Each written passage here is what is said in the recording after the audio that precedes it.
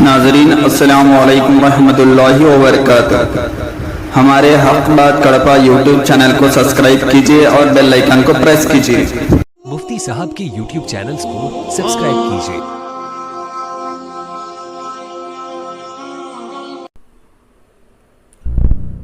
حدیث پاک میں اللہ کے نبی صلی اللہ علیہ وسلم نے حلال کمائی کی ترغیب دی ہے اور حرام کمائی کی نحوست سے بہت تنبیہ فرمائی ہے۔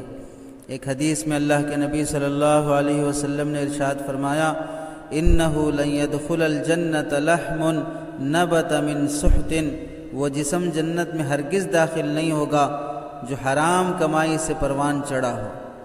جس شخص کی کمائی حرام کی ہو اللہ اس کی دعائیں قبول نہیں کرتے ہیں۔ معاشرے میں دیکھیے، ایک چھوٹی سی گولی کھانا ہو تو ڈاکٹر سے پوچھے بغیر نہیں کھاتے ہیں۔ گولی غلط نیچے اتر گئی حلق کے نیچے تو جان جانے کا ڈر ہے، انفیکشن کا ریاکشن کا ڈر ہے، اس وجہ سے پوچھے بغیر نہیں کھاتے ہیں۔ لیکن 3 وقت کے لقمے حرام کے کھا رہے ہیں کہ حلال کے کھا رہے ہیں۔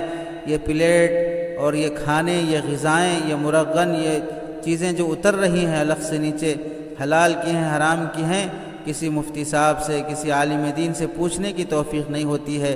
جان کا ڈر ہے تو گولی پوچھتا ہے، ایمان کا ڈر ہے تو لقمہ پوچھنے کا نصیب نہیں ہوتا ہے۔ گولی غلط ہے تو جان جائے گی، لیکن لقمے غلط ہے تو صرف جان ہی نہیں بلکہ جہنم میں جانا پڑے گا۔ جہنم میں گئے بغیر وہ جسم جنت کے لائق نہیں ہو سکتا ہے۔ دنیاوی اعتبار سے بھی اپنی اولاد پر، اپنی نسل پر اس کا بہت برا اثر پڑتا ہے۔ نسل اپنی آنکھوں کے سامنے برباد ہوتی دکھائی دے گی، دعائیں قبول نہیں ہوں گی۔ اللہ کے نبی نے فرمایا، ایک شخص لمبا سفر کرتا ہے اور تھکا ہوا رہتا ہے، پراگندہ بال ہیں، پریشان حال ہے، بیت اللہ کی زیارت کے لیے بھی اگر وہ پہنچ گیا ہو اور وہ اللہ کے سامنے کھڑے ہو کر لمبا سفر کر کے بیت اللہ کے سامنے سر کے بال پراگندہ ہیں، گرد و غبار سے بھرا ہوا ہے، آسمان کی طرف ہاتھ اٹھا کر وہ دعائیں کر رہا ہے اور کہہ رہا، یا رب یا رب، اے اللہ میری دعا قبول فرما، میری حالت درست فرما۔ لیکن وَمَطْعَمُهُ حَرَامٌ وَمَشْرَبُهُ حَرَامٌ وَمَلْبَسُهُ حَرَامٌ وَغُذِيَ بِالْحَرَامِ فَأَنَّىٰ يُسْتَجَابُ لِذَٰلِكَ، کھانا حرام کا، پینا حرام کا، پہننا حرام کا، کہاں سے اس کی دعائیں قبول کی جائیں گی؟ بیت اللہ جیسے بابرکت مقام میں، حج جیسے عظیم موقع پر کوئی شخص خانہ کعبہ کے پردے پکڑ کر دعائیں کر رہا ہے لیکن قبول نہیں ہو رہی ہے، تو اس کی وجہ کیا ہے؟ روزی حرام کی ہے۔ آج دعائیں قبول نہ ہونا ہم اپنی آنکھوں سے دیکھ رہے ہیں۔ اللہ کے نبی صلی اللہ علیہ وسلم نے فرمایا، یاتی علی الناس زمان لا یبالی المرء ما اخذ منہ امن الحلال ام الحرام، ایک زمانہ لوگوں پر ایسا آئے گا کہ کوئی پرواہ نہیں ہوگی لوگوں کو کہ حلال کھا رہا ہے کہ حرام کھا رہا ہے۔ ہر طرح کی چیزیں کھانے کا شوق پیدا ہو جائے گا، حلال حرام سب انکم جیسے بھی آ رہی ہو، بس لوٹنے کا لوگوں میں ایک چکر، ایک شوق پیدا ہو جائے گا، ایک وبا پھیل جائے گی۔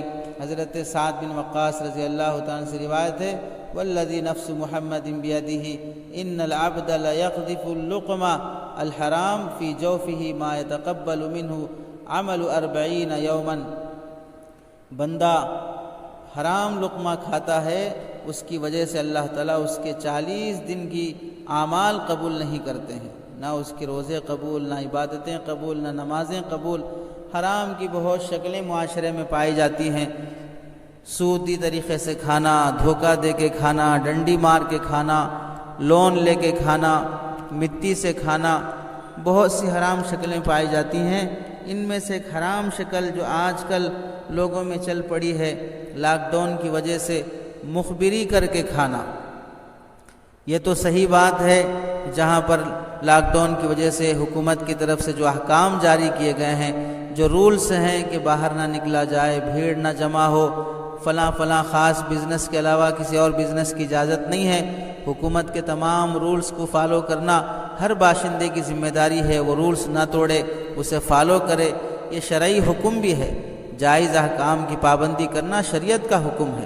ہم نے حکومت کے آرڈر پر جب مسجدوں میں جانا چھوڑ دیا، عبادتیں مسجد میں ہونا بند ہو گئی، تو اب پھر کیسے ہم بازاروں کو آباد کر سکتے ہیں؟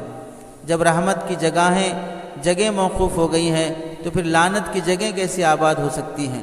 اسے فالو کرنا چاہیے، لیکن اس کا یہ مطلب نہیں ہے کوئی شخص اس رول کو فالو نہ کر رہا ہو تو کوئی ان کا غلط فائدہ اٹھانا شروع کر دے اور مخبری کرنے لگے، پہلے جا کے بتا دے اور پھر جب انتظامیہ پولیس وغیرہ اس شخص کے مال کو سامان کو اٹھا کر لے جائے، اب یہ آ کر ادھر بول رہا ہے میں ریکویسٹ کروں گا، میں تمہارا مال واپس دلا دوں گا، 5,000 مجھے دے دو، 10,000 مجھے دے دو، ادھر رشوت وصول کر رہا ہے، ادھر حرام وصول کر رہا ہے، اور اگر یہ شخص نہیں دے پا رہا ہے یا دینے کے قابل نہیں ہے تو پھر اب ادھر سے جہاں مال جمع ہے وہاں پیسے جمع کر کے 2-4 ہزار میں وہ مال وصول کر کے خود مارکیٹ میں بیچنے لگتا ہے۔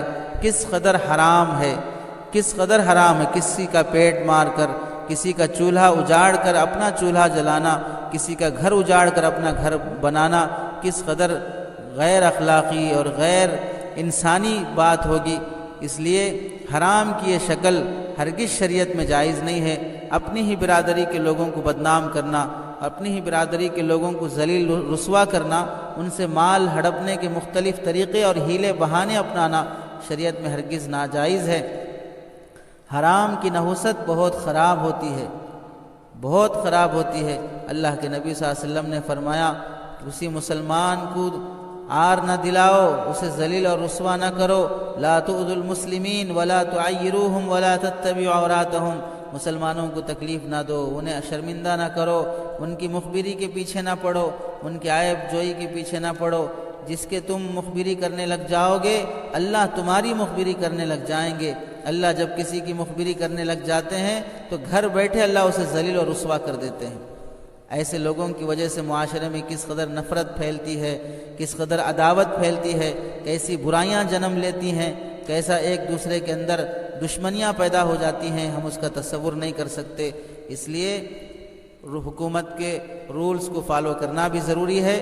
جو نہیں کرتے ہیں وہ غلط کر رہے ہیں، لیکن ان کی وجہ سے جو غلط فائدہ اٹھا رہے ہیں، مخبری کرنا اور حرام طریقے سے مال وصول کرنا، اس کی جو نحوست ہوگی وہ اپنے خاندانوں میں دیکھیں گے، اپنی نسلوں میں دیکھیں گے۔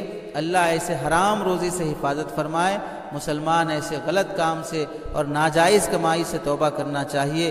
اللہ ہمیں ایسی بری کمائی سے حفاظت فرمائے، صحیح سمجھ اور صحیح عقل ہمیں نصیب فرمائے۔